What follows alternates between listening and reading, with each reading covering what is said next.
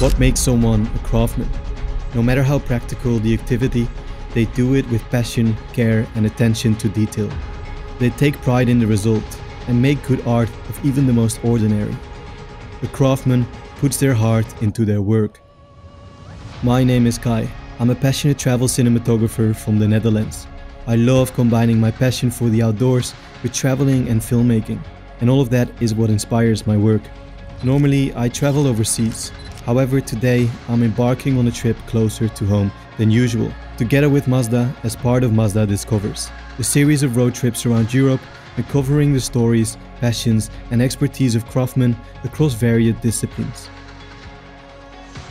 We are traveling from Amsterdam to London to meet Richard, who just like me has dedicated his life to his craft, and I'm keen to understand his world, his process and how he defines flow state as a part of his craft. I'm Richard. We are Peter Freebury and Company. We've been boat building over 300 years as a family. We started off as fishermen, ferrymen and bargemen, then went on to build lovely, beautiful wooden boats, which we are now famous for today.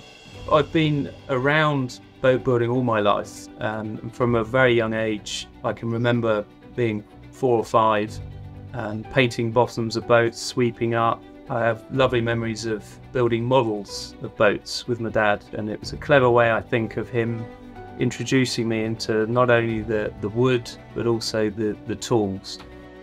I think it's the freedom of working by hand, because when you're crafting by hand, you're expressing something of yourself into that object. Boat building is a craft. You're working with the very nature of the shape of a boat. It's very curvaceous. Often there's not many right angles meeting each other, so it's quite different. You're working with a very natural material which varies in its consistency. So you're having to adapt your skills depending on what wood you're working with. So during the build process, once the deck beams are all in place and the framework is there, it goes from quite a structural feel to a very intricate feel. Interwoven with that is the finishing, the varnishing, the painting. You need to keep the skills and the tradition and the feeling behind what we do alive.